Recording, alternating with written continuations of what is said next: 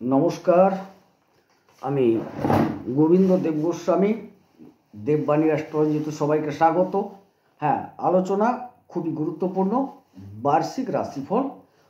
আজকের আলোচনা হচ্ছে মেষ রাশির জাতক জাতিকাদের 2026 সাল কেমন যাবে।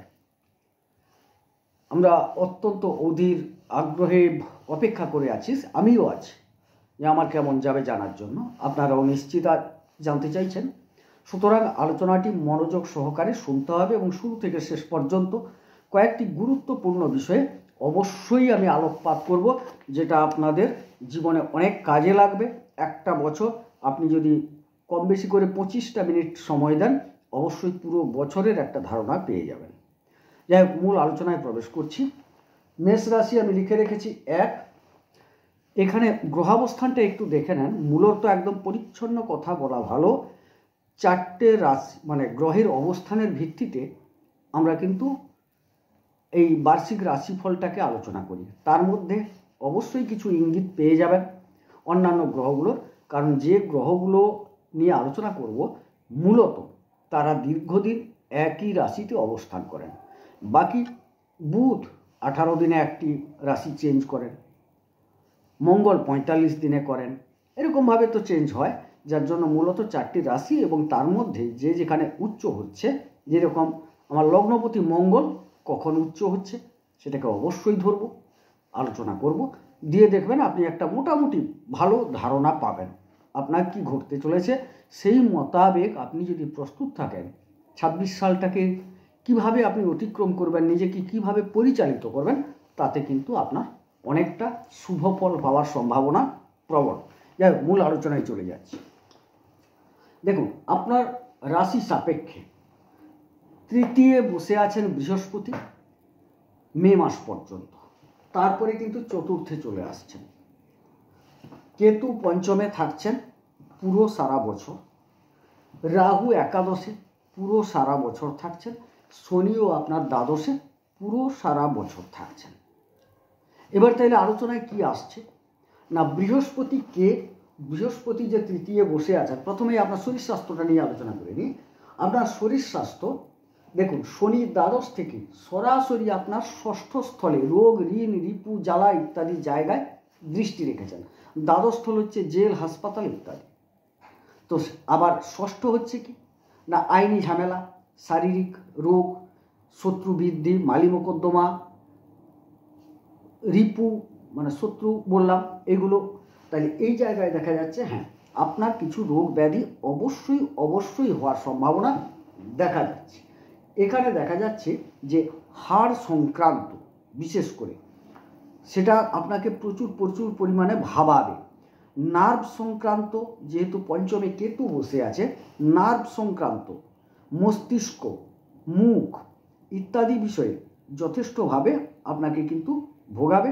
এবং আরও একটি জিনিস, পেটের কিছু সমস্যা আসার সম্ভাবনা কিন্তু দেখা যাচ্ছে। আর সেরকম কিছু দেখছি না, তবে মানসিক কিছুটা সমস্যা, বুদ্ধিটা আপনার কিছুটা স্লো কাজ করবে, এরকম সফলতা প্রাপ্তির ক্ষেত্রে কিছুটা স্লো ভাব আসবে।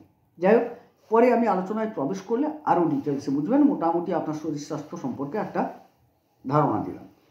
এবারে সঞ্চয়ের জায়গা, আমরা প্রত্যেকে চাই একটু সঞ্চয় হোক, এটা কিন্তু চাই।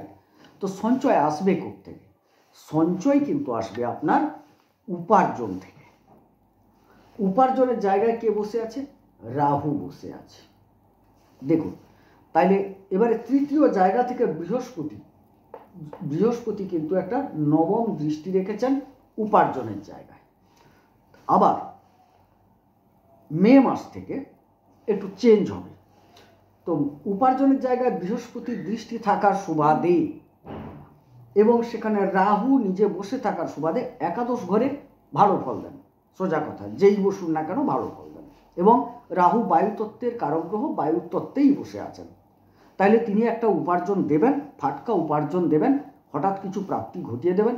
আর বৃহস্পতির পূর্ণ দৃষ্টি থাকার সুবাদে অবশ্যই সেই উপার্জনটা বেশ স্থায়ী ভাব নেবে। তারপর যখন এই বৃহস্পতি চেঞ্জ করে মে মাসে চলে আসবেন চতুর্থে, মে মাসের পরে আসছেন চতুর্থে চলে আসছেন, তখন কি হচ্ছে না, আপনার দৃষ্টিটা কিন্তু বৃহস্পতির বদল হয়ে যাচ্ছে। কীরকম বদল হচ্ছে না, প্রথমে বৃহস্পতির এখানে আপনার সপ্তম স্থলে দৃষ্টি ছিল, তখন অষ্টমে চলে যাবে, আবার একাদশ থেকে দৃষ্টিটা দ্বাদশে চলে যাবে। তখন কি ঘটনা ঘটবে না, আবার নবম থেকে দশমে চলে যাবে দৃষ্টিটা। এবারে ঘটনাটা ঘটবে কি, আপনার কিছু কর্মপ্রাপ্তি যোগ দেখা যাবে, আপনার মধ্যে কিছুটা কর্মপ্রাপ্তি যোগ দেখা যাবে। দ্বিতীয়ত, এই কর্মপ্রাপ্তিটা দু রকমের হতে পারে। একটা কর্মপ্রাপ্তি যারা বিদেশ রিলেটেড জায়গার সাথে বা কাজের সাথে যুক্ত, ধরুন কোনো বিদেশি কোম্পানির সাথে যুক্ত, তারা একটা কাজ পাবে, বা তাদের কর্মে উন্নতি হবে, কর্মে শ্রীবৃদ্ধি হবে। মোটামুটি কর্মস্থলে আপনি একটা পরিবর্তন চাইছেন, দীর্ঘদিন পারছেন না, একটা পরিবর্তন প্রত্যাশা করতে পারেন, একটা প্রমোশন আটকে ছিল, সেই প্রমোশনটা আসতে পারে, এরকম একটা সম্ভাবনা দেখা যাচ্ছে। কবে? মে মাসের পর। তার আগে কিন্তু এই কর্মের যে বিশাল উন্নতিটা, এটা কিন্তু খুব একটা প্রাপ্তি ঘটছে না। তাহলে কর্মপ্রাপ্তির দিকটা হচ্ছে মে মাসের পর। আর কর্মপ্রাপ্তি হওয়া মানে স্বাভাবিক ক্ষেত্রে উপার্জন কিন্তু হবে, এটাই তো স্বাভাবিক কথা। আমি কাজ করছি মানে উপার্জন হবে, এটা স্বাভাবিক কথা। উপার্জন বৃদ্ধির যোগও থাকছে সঙ্গে সঙ্গে। এবারে প্রশ্ন হচ্ছে যে তাইলে বৃহস্পতি আর কি দিচ্ছেন। আমরা যদি দেখি, আপনার প্রথমে সপ্তমে বৃহস্পতি দৃষ্টি রেখেছেন, তারপর অষ্টমে। এবার সপ্তমে যতক্ষণ দৃষ্টি রেখেছেন, অর্থাৎ মে মাস পর্যন্ত বিবাহের জায়গাটা আপনারা ঠিকঠাক করে নিতে পারেন। এই সময়টায় বিবাহ করলে বিবাহ ক্ষেত্রটা আপনাদের খারাপ যাবে না, ভালোই থাকবে বিবাহ, এবং বিবাহের দ্বারা আপনি লাভবান হতে পারবেন। এটুকু, বিবাহের দ্বারা একটা লাভবান হওয়ার যোগও আমি দেখতে পাচ্ছি। আপনারা বিবাহ করলে খুব ভালো।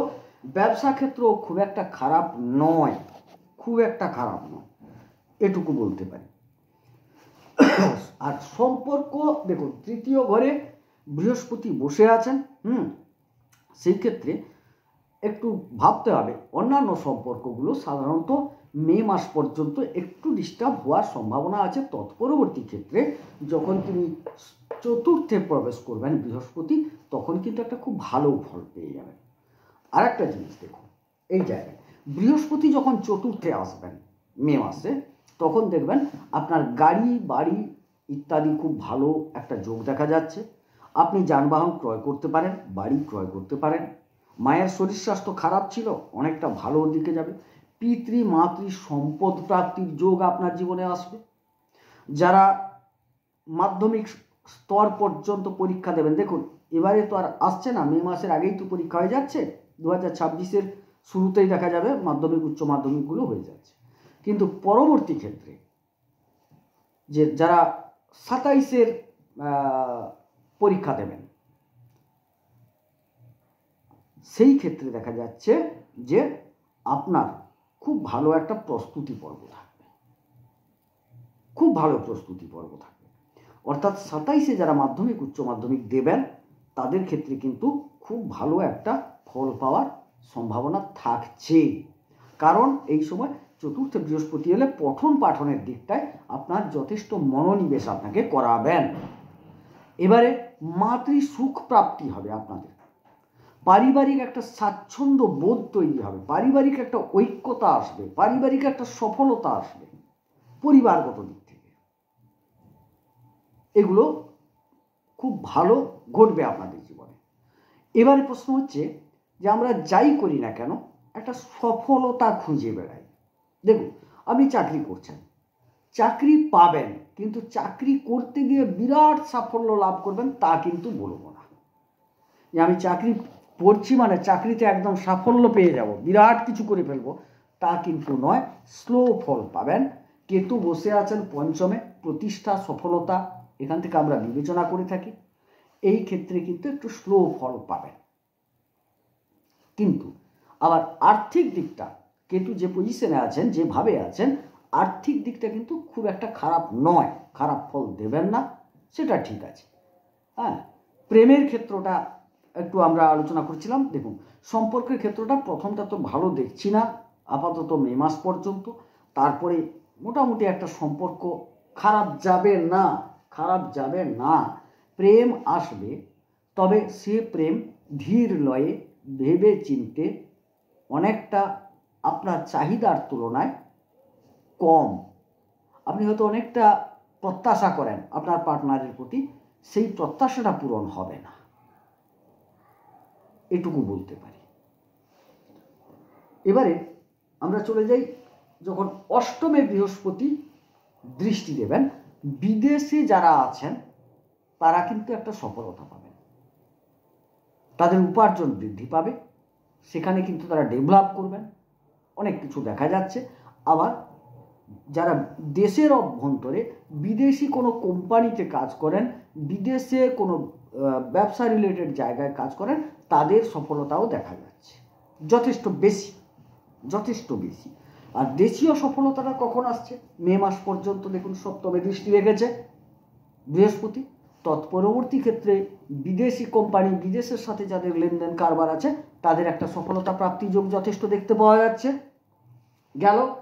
এবারে চলে যাই দশমে। তো বললাম যে যখনই চলে আসছেন বৃহস্পতি চতুর্থে, তিনি পুরো সপ্তম দৃষ্টিটি দিয়ে দিচ্ছেন আপনার দশমে, অর্থাৎ কর্মস্থলে খুব ভালো বললাম, কর্মপ্রাপ্তি যোগ ঘটে যাবে মে মাসের পর থেকে, কর্মের উন্নতি, কর্মশ্রী বৃদ্ধি, অনেকগুলো কারণে বললাম। তারপর বিদেশ সংক্রান্ত কারণটা এই কারণে বললাম যে মে মাসের পর বৃহস্পতির দৃষ্টি কিন্তু আপনার দ্বাদশে পড়ে যাচ্ছে। বোঝা গেল জিনিসটা? সুতরাং সামগ্রিকভাবে যদি একটা দেখা যায় যে, হ্যাঁ, আরেকটা জিনিস দেখুন, শনি দ্বাদশ থেকে তিনি আবার নবমে দৃষ্টি রেখেছেন এবং পুরো বছরটা রাখবেন। দ্বাদশ মানে হচ্ছে কি, একটা বিদেশ, দূরবর্তী জায়গা, সেই জায়গা আপনার ভাগ্যের সাথে কানেক্ট করছে। সুতরাং ভাগ্য আপনাকে দূরে টেনে নিয়ে যাবে বা দূর জায়গার সাথে যুক্ত করাবার প্রবণতা দেখাবে। এক, সপ্তম দৃষ্টি শনির আছে কোথায়? ষষ্ঠী বললাম তো, যে জ্বালা, রোগ ইত্যাদি। আর দ্বাদশে বসে দেখুন সঞ্চয়ের জায়গায় একটা দৃষ্টি রেখেছে, অর্থাৎ বারবার বলছি, যারা হাসপাতাল রিলেটেড জায়গায় কাজ করেন, যারা আইন সংক্রান্ত বিষয়ের সাথে যুক্ত আছেন, যারা বিদেশ রিলেটেড কাজে যুক্ত আছেন, তাদের কিন্তু একটা সঞ্চয়ের মাত্রাটা অধিক পরিমাণে দেখা যাচ্ছে। এই হচ্ছে বিষয়। এবারে সাবধান যেটা বলবো, পেট থেকে সাবধান, পড়ে যাওয়া থেকে সাবধান, এগুলো থেকে সাবধান থাকতে হবে। মাথার পেছনের অংশে কিছু আঘাত লাগার সম্ভাবনা আছে, একটু শিরদাঁড়া, হাড়, এ বিষয়ে সচেতন থাকুন। যাই হোক, একটা কথা বলি, ইনভেস্ট যারা করতে চাইছেন, কোনো লগ্নি করতে চাইছেন, এই লগ্নিটা কিন্তু লং টার্ম লগ্নি করলে আপনারা সুফল পাবেন, শর্ট টার্ম লগ্নিতে কিন্তু সুফল পাবেন না। তবে আমি আরও বলবো, লগ্নির জায়গাটা আপাতত মে মাস কাটলে তারপর ভাবুন, তার আগে ভাবার দরকার নেই, এইটুকু বলছি। তবে লগ্নি যাই করুন না কেন, ভেবে চিন্তে করতে হবে, কুণ্ডলী বিচার করিয়ে করবেন। দেখুন, আমরা একটা ওভারঅল আলোচনা করছি, সবাই হয়তো ভাবছেন যে এটা একদম হুবহু মিলে যাবে, একদম নয়, একদম মিলবে না। কারণ এই লগ্নপতি, ধরুন মেষের লগ্নপতিকে মঙ্গল, সেই মঙ্গল জানুয়ারির মাঝখান থেকে উচ্চ হবেন, ভালো কথা। তারপর তিনি আবার একাদশে যাবেন, তারপর তিনি আবার দ্বাদশে যাবেন। তখন কি হবে? লগ্নপতি যখন দ্বাদশে যাবে তখন তো একরকম ফল দেবে। এরা কম সময় থাকে বলে এদের নিয়ে বিশদ আলোচনাটা হচ্ছে না, যার জন্য আপনাকে বলছি যে আপনাকে মাসিক রাশিফল অবশ্যই দেখতে হবে। তৎসঙ্গে আপনি যদি কোনো বড় ধরনের কিছু করতে চাইছেন, বড় একটা ব্যবসা করতে চাইছেন, কি বড় একটা ইনভেস্ট করতে চাইছেন, কোথাও লগ্নি করতে চাইছেন, কেউ শেয়ার মার্কেটে, কেউ অন্যান্য স্টক মার্কেটিংয়ে কিছু একটা করতে চাইছেন, কেউ গোল্ডে করতে চাইছেন, আপনাদের বলবো না, আপনারা আপনার কুণ্ডলীটিকে বিচার করিয়ে সিদ্ধান্ত গ্রহণ করবেন। আপনার পছন্দের যে কোনো জ্যোতিষের কাছে আপনি যেতে পারেন, কুণ্ডলীটাকে বিচার করিয়ে যে 26 সাল কোন সময়টায় আমি ইনভেস্ট করলে ভালো হবে, কোন সময়টায় আমি ব্যবসাটা করলে ভালো হবে, ব্যবসায় আমি আবার নতুন ব্যবসা খুলব কি পুরনো ব্যবসাটায় ইনভেস্ট করব, কোন সময় বিবাহটা করলে ভালো হবে, একটু যদি বিচার করিয়ে সিদ্ধান্তটা নেন, তাইলে কিন্তু আপনাদের 26 সাল আপনার জন্য, আপনার পক্ষে, এক কথায় বলি যে 26 সাল কিন্তু খুব ভালো একটা রেজাল্ট দিতে যাচ্ছে। হয়তো দেখবেন আপনার ভাগ্য 26 সালই আপনাকে ফিরিয়ে দেবে। যাই হোক, আলোচনা সংক্ষেপে করলাম, মূল বিষয়গুলোর ওপর করলাম। যদি ভালো লাগে চ্যানেলটিকে সাবস্ক্রাইব করবেন। আর আমি চেষ্টা করি, আমি একটু সময় কম পাই, বিভিন্ন কাজে থাকি, কাজ বলতে আমি জ্যোতিষ সংক্রান্ত কাজে থাকি, সময়টা কম পাই, ঠিক সময়ে আমি এপিসোডগুলো দিতেও পারি না। তবু মাসিক রাশিফলগুলোকে চেষ্টা করব আমিও দেওয়ার, আপনারাও চেষ্টা করবেন দেখে নেওয়ার। দেখবেন অনেকটা আপনার জীবনকে সহজ সরল করে দেবে। যাই হোক, সবাই সুস্থ থাকুন, সুন্দর থাকুন, ঈশ্বর সকলের মঙ্গল করুন, মঙ্গল হোক। নমস্কার।